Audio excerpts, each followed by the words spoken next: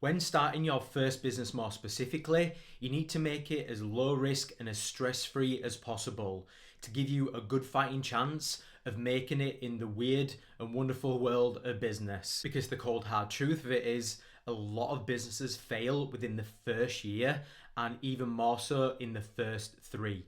So you need to strategize and plan with that knowledge to make sure you don't fall into those failing business stats. And if you don't know who I am, I'm Michael J. I build 6 and 7 figure businesses, and it is my absolute passion and calling in life to teach as many people how to do the same thing. And in this video, I'm going to run through 5 really cool and profitable business ideas that are really easy to start to give you a good fighting chance to succeed in this weird and wonderful world of business. So let's jump straight into it. So the first idea that I think is really good to get up and running, especially for beginners, is to create an online property agency. So this is essentially an online estate agents. You know, remember, especially when you were younger, going around with your parents to estate agents looking at houses.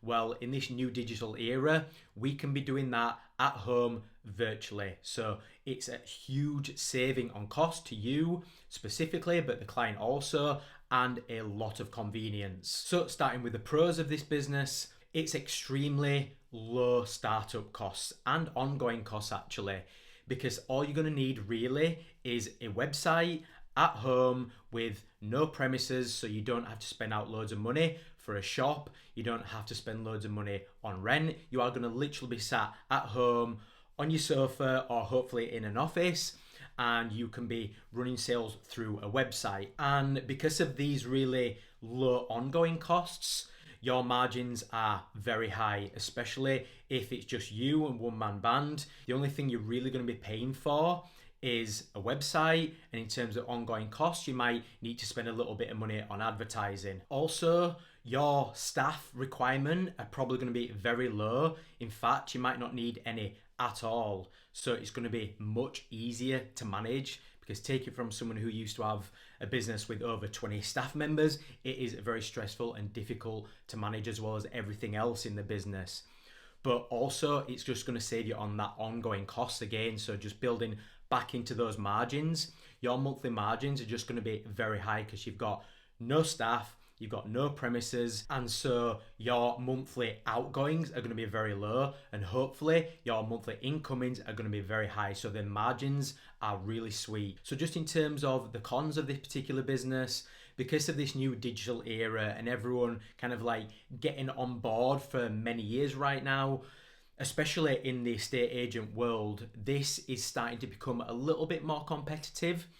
We do still see quite a lot of high street estate agents, to be honest, but online companies that are creating really cool, creative and unique services are becoming more and more. So that is one con for this business. However, you can definitely offset that by just bringing something new to the market, a unique selling point or a unique service, just to stand you out from the rest. Obviously, you need to get your marketing right and branding to make sure you're standing out along with your unique services and products. Another con to this business is that it might take you time to drum up some business, especially if you're new at this and you don't really know massively what you're doing in the marketing and advertising sense, and you're just new into the market in general. It's difficult for any new business to just get out there and get known by people. So this con isn't necessarily for just this business, it's for all businesses. So you know, you're just gonna have to do the work like all new businesses do. And the final con to this, and it's quite a big one really, is that this is a one-off product service type of thing. It's not more of an ongoing repeat custom type of business. So you're gonna have to get one of many customers, if that makes sense, because once you've sold a house or you're renting a house out, it's very unlikely they're going to come back to you for another 5, 10 or even 15 years. Businesses that have got ongoing repeat custom are just lower risk because they have to come back to you regularly. Whether with this one, they don't, they just buy once and then they're gone. Okay, jumping into the next business idea. The next one is a mobile niche maintenance service, which is all about offering niche services at huge convenience to the customer because they don't have to come to you to do anything because you're going to them. And a few examples for this for you, just to get your mind ticking over, is something like plant house care, which might seem really out there and not even a business idea that people will go for. But just think how rich people live their lives. And this would probably be more tailored to richer people with more money. Most of these would actually. But rich people like to have a lot of nice fancy things, and including in that would be houseplants. Me personally, I have a lot of houseplants. So rich people are going to definitely go overboard with this, and it takes a lot of upkeep to look after these plants. So just imagine if they've got 200 and it takes 5 minutes for each one. That's a good few hours, and that's on a weekly basis. So if you can offer a service that takes that off their hands, it's just a massive convenience for them. And because these people have got a lot of money, they will be willing to pay for this service. If you can pitch it right and you can do all your marketing correctly and you can get to these customers, then this could be a real winner, because people will be willing for you to take that off their hands and they'll be willing to pay for it. So jumping into the pros of this business, so going back to the plant care specialist, with that, you're probably not going to need big expensive machines. You're probably going to need some little machineries and supplies, which are probably not going to be too expensive.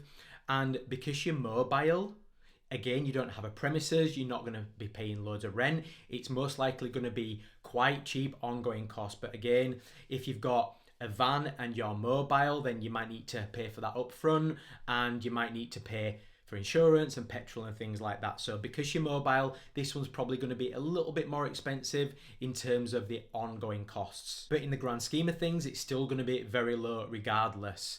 Especially because, again, this is another one that's going to have a low to no staff requirement. Although if you do want to expand and grow, if you get too busy and you want to, bring more money in, you are probably going to have to get more staff. But it's definitely not something that you need.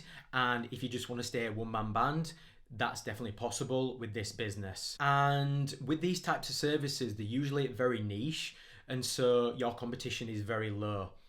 Let's take the houseplant care business. I don't know very many businesses out there that do that kind of thing. So again, it's very niche, so low competition. And at the same time, you can pretty much charge what you want, especially with the houseplant care business. With the rich people, they're going to be willing to pay a little bit more money.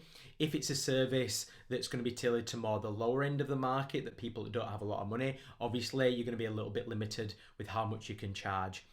But even with the rich people, you've got to be careful, because they're still quite tight usually, based on my experience. So you've got to be careful, but you can charge a little bit more and pretty much what you want.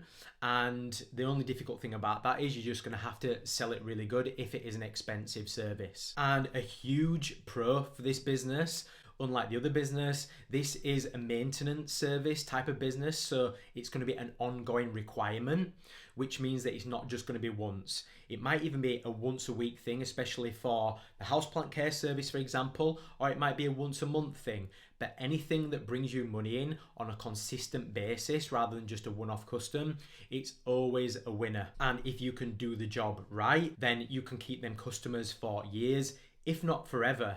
Because even if they move house and you can service their new house, they will most likely bring you there because you've built trust up over time, right? I suppose especially with the richer people of the world, they like to work with people that they trust. And so once you've built that up to go into their house, and obviously things are not going missing and things like that, which I'm guessing they won't, then they will keep you around. Okay, so the cons of this business, obviously like the last one and all businesses, it just takes time to grow your reach. Especially for something like this that's so niche.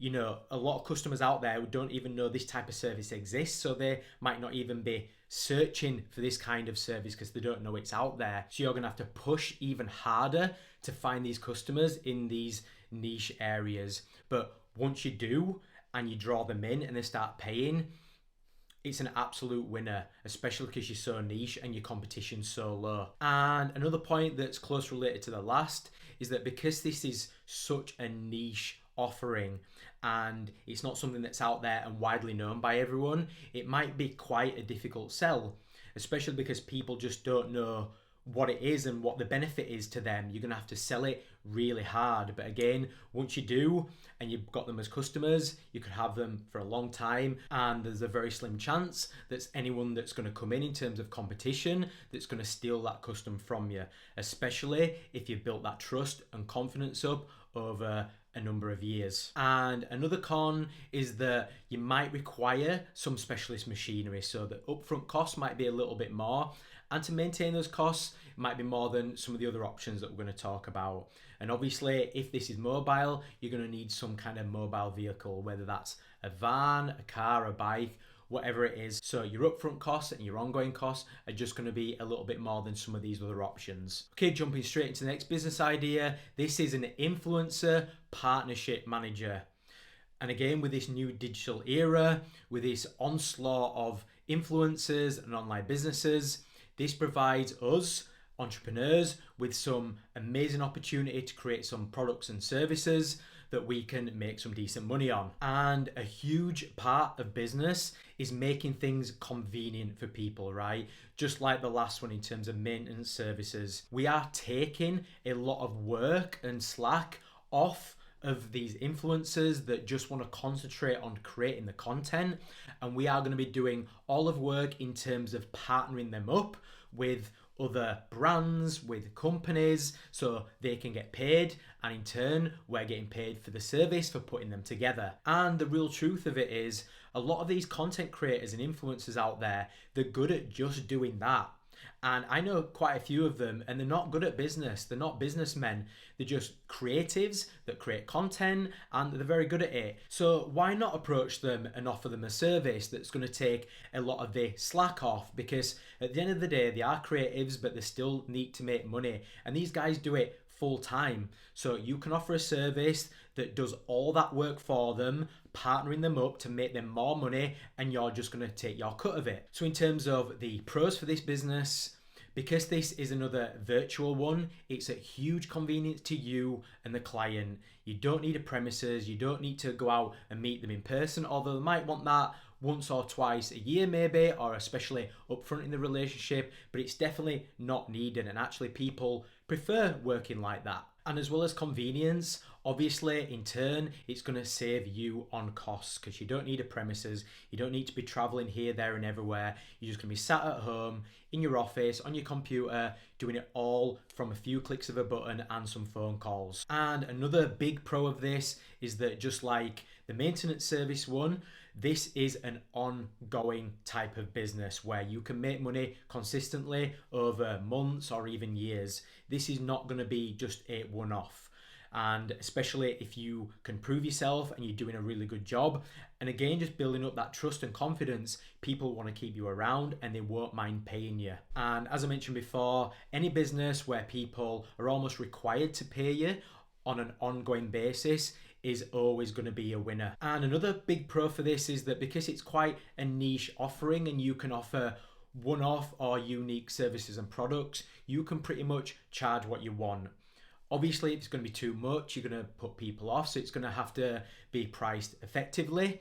But you can pretty much charge what you want because it's not a well-known thing out there, so people don't know what other people are charging. And if these influencers feel like they can afford it, they'll pay it. And another big pro for this one, like most of the others, is that it's very low in terms of staff requirement. So again, it's easy to manage, it's lower on costs, and you can just do it all yourself. But obviously, if you want to expand and be able to reach more people and get more money in, you might have to bring more staff in, but that's like any of these options. And another big pro, just like some of these others, it is very low startup costs, and it'll be very low ongoing costs as well. So again, you don't have an office, you don't have loads of staff, you don't have loads of big machinery that you have to fork out for.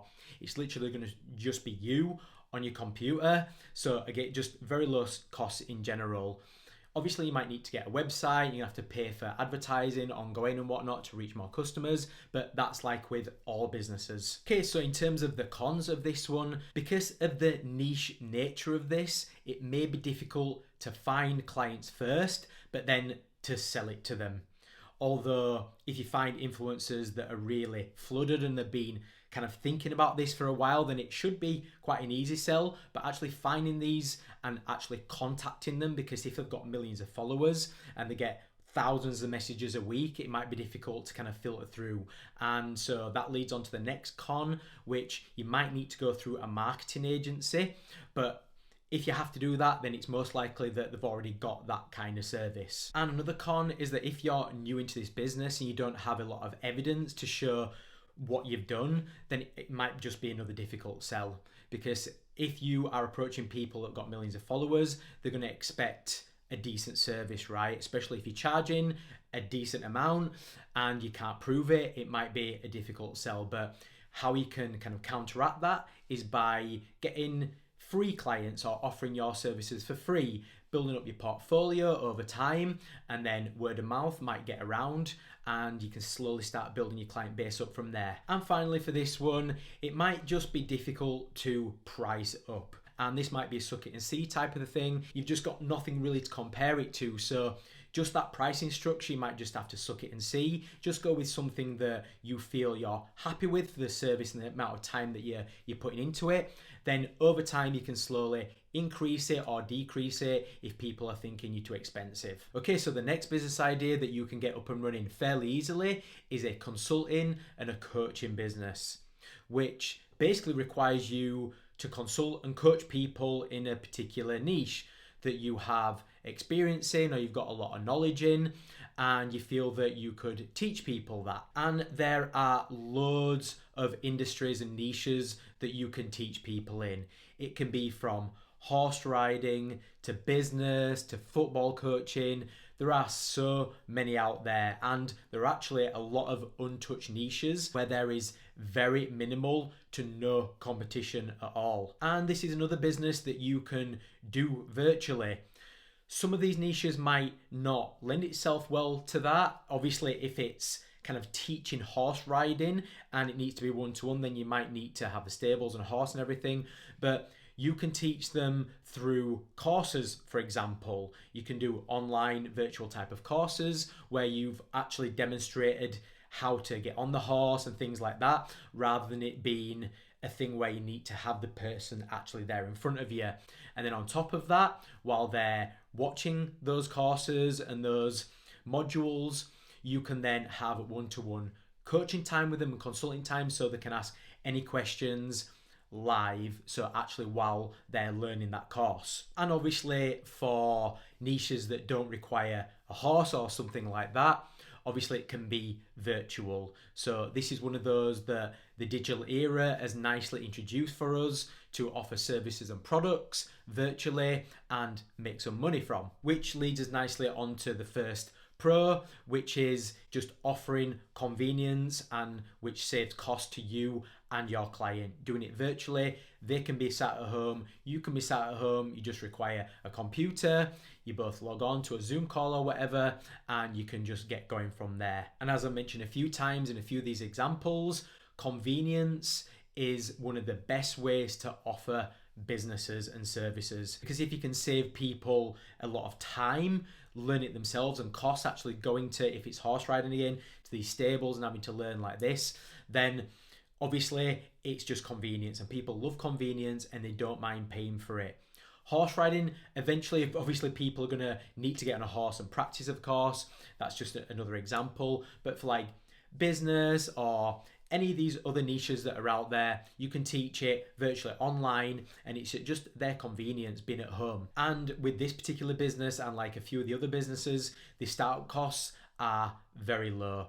All you're going to need to do is use your time to create a course or provide some kind of offering. You might need a website that you might need to pay for, which is just very cheap. So startup cost extremely low, like a few of these other ones. And the ongoing costs as well.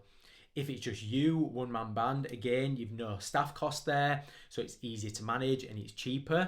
And all you're gonna have to pay for is the website. So ongoing costs are extremely minimal. So again, your margins are very high. And another big pro to this, which I briefly mentioned at the beginning, is creating courses or other specialized services and products.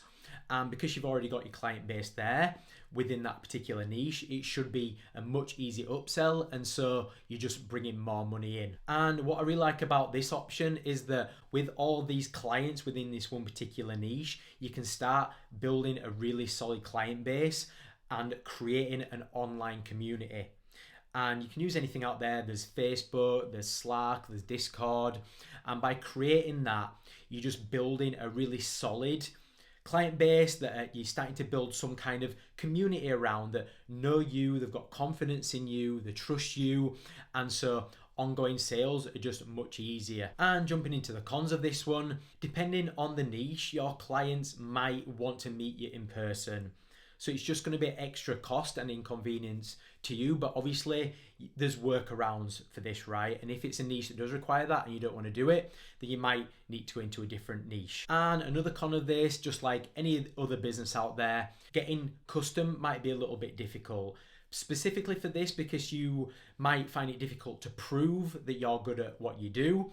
You might have to do a lot of content on social media over a number of years to build a warmer client base up, just to prove what you can do. And a final con for this one is, depending on how niche your market is, the more niche you go, the more difficult a sell it might be.